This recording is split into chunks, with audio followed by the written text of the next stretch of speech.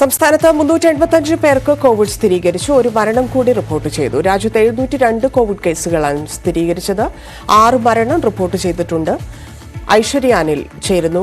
Aishwarya, Covid കേസുകളുടെ എണ്ണത്തിൽ കഴിഞ്ഞ ദിവസങ്ങളിൽ 200-ലധികം നിന്നത് ഇന്ന് 300 കടന്ന് പോകുന്ന സാഹചര്യമാണ്. എന്താണ് നിലവിലെ സാഹചര്യമെന്നാണ് ആരോഗ്യ മേഖലയിൽ നിന്ന് ലഭിക്കുന്ന വിവരം?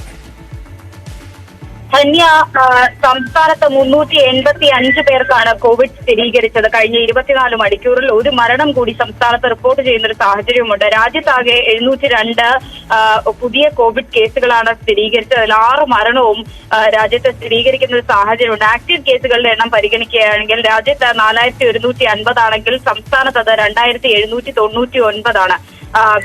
കേരളത്തിന് പുറമെ മറ്റ് സംസ്ഥാനങ്ങളിലും സമാനമായ സാഹചര്യം അല്ലെങ്കിൽ കോവിഡ് കേസുകൾ ഉയരുന്ന ഒരു സാഹചര്യത്തിലേക്കാണ് കാര്യങ്ങൾ പോകുന്നത്. പ്രത്യേകിച്ച് കേരളത്തിന്റെ അയൽ സംസ്ഥാനമായ കർണാടകയിലും കോവിഡ് കേസുകൾ ഉയരുന്ന ഒരു സാഹചര്യമുണ്ട്.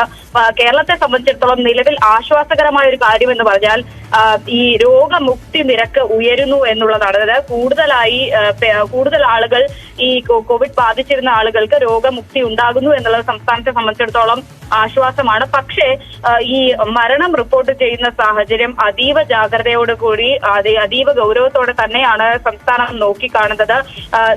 രാജ്യത്തെ മുഴുവൻ കണക്ക് പരിശോധിക്കുകയാണെങ്കിൽ രോഗം ബാധിക്കുന്നവരുടെ എണ്ണത്തിൽ ഏറ്റവും മുന്നിട്ട് നിൽക്കുന്നത് കേരളം തന്നെയാണ് എന്നുള്ളതും ആശങ്കപ്പെടുത്തുന്നു. എന്തായാലും സംസ്ഥാനം അതീവ ജാഗ്രതയിലാണ്. ആശുപത്രികളിൽ കൃത്യമായ നിർദ്ദേശം നൽകിയിട്ടുണ്ട്. മാസ്ക് ധരിക്കണം. ഒപ്പം പനിയും മറ്റ് അനുബന്ധ രോഗങ്ങളുമായി എത്തുന്നവർ കർശനമായി കോവിഡ് പരിശോധന നടത്തണമെന്നതടക്കമുള്ള ഒരു മുന്നറിയിപ്പും നൽകിയിട്ടുണ്ട്.